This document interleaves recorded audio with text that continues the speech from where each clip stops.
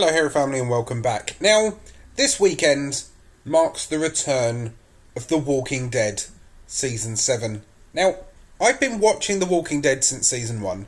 I really, truly love long-term series. I think I've explained this before.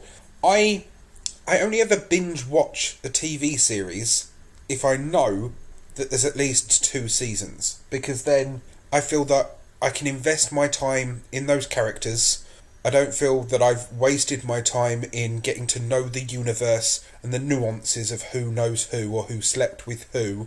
And when flicking through Netflix on one of my binges, that's how I kind of pick them. I went through House last year, I went through Breaking Bad 50 billion times, Orange is the New Black, House of Cards. I mean, that's one of the core factors for me picking stuff on Netflix.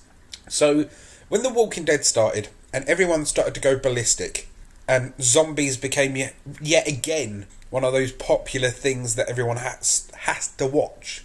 You know, it's okay, you're watching Doctor Who, you're watching Sherlock, and that's, the BBC Sherlock and not the elementary Sherlock that Sky did, right?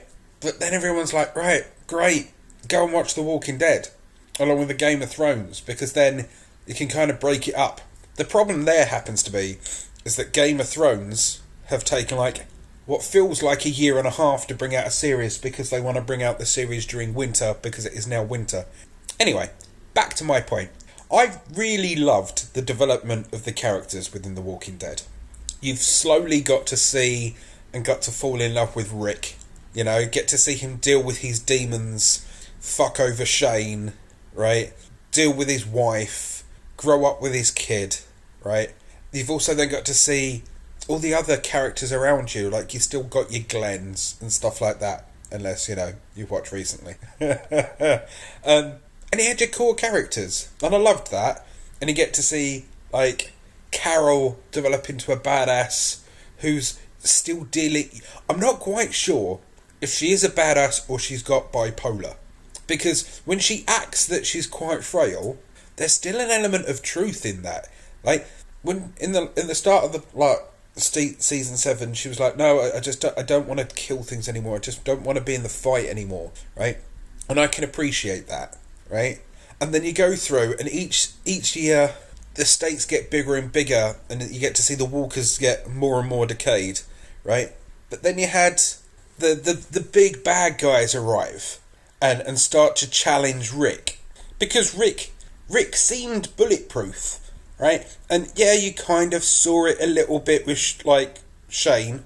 You got to see the edges there, and then you got to see Joe and Owen, who's still kind of in it, I believe, right? But then after the governor, no one really touched him. The governor was a really well-rounded character as well. You got to see why he was there, why he was doing it, and then the human side of him, right? And it was great. But what really made the start of Season 7 for me was Negan.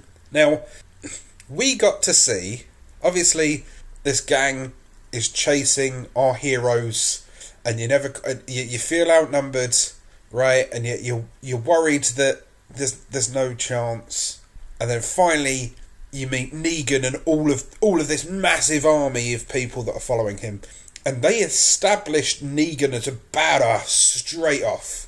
Now, me as a wrestling fan, right? Here's the terminology of a mark. Me as a wrestling fan, I really loved how they immediately go, right, this is your heel, this is your monster heel, and this is how he's going to establish it, right? Not only is he going to taunt all of you, not only is he going to smash in your friends' heads, right? But then when he's done, he's going to torture you in front of your kids, and then fuck up your head as well, right? This is the first time that someone's actually directly challenged Rick on a level that I can see as a threat. And it was... I felt for a storyline arc, it was great to see Rick humbled, because he always rises to the challenge and he always wins anyway, right? Because, it would be a weird TV series anyway. I can't imagine them ever killing Daryl, or I can't ever imagine them killing Rick, right?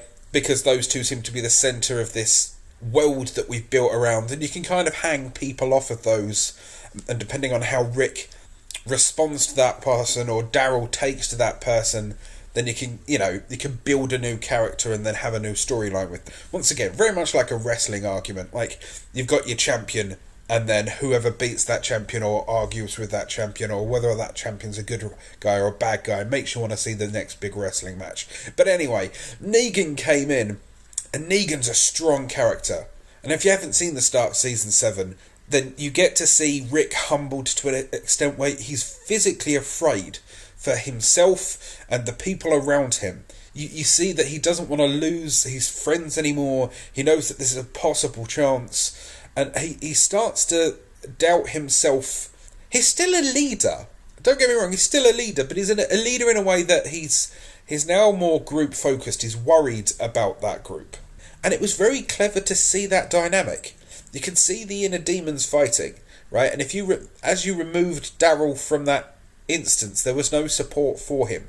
So he's the big cheese in a giant melting fondue, and he doesn't know where to put his next footstep, otherwise he could be eaten. And Negan, although portrayed currently as a very one-dimensional character, the big evil that just shouts and swears and flings his baseball bat around, I think he's the big evil bad guy you needed in a show like this. I can't wait to see how they can bring this all back together.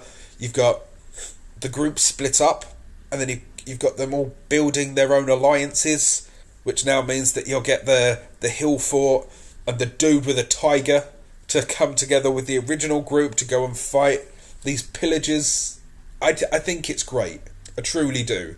On a side note, a dude in a zombie apocalypse that is faking being a king in control of a giant tiger.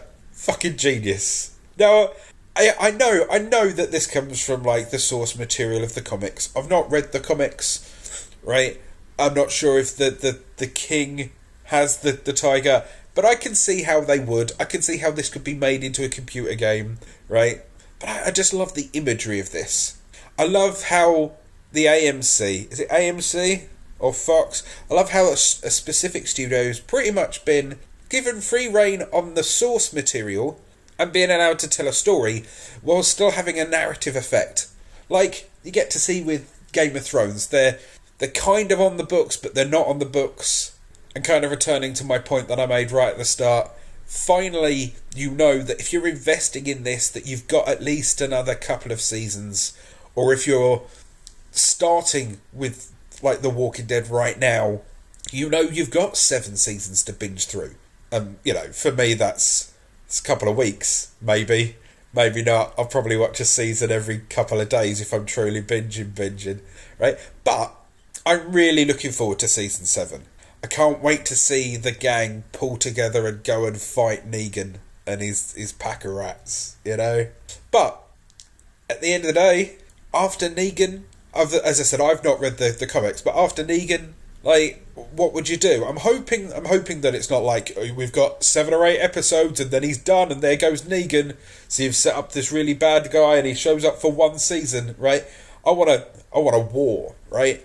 But hey, that's the only problem. Like, at what point does it drag on too far and get a little bit hokey? What do you think? What's your favourite character within the Walking Dead, like, universe? Is there a way that you would like to see The Walking Dead get pushed? Do you think The Walking Dead's gone too far and it's now deliberately just gore for gore's sake? Because, the whole Negan in the start of the season, he was, like, garroting people and smashing people's heads in. Is that just for comedic effect or graphic content that they can put into trailers? If you could kill one character, who would it be? And if you could bring back one character, who would it be? Are you going to be watching The Walking Dead?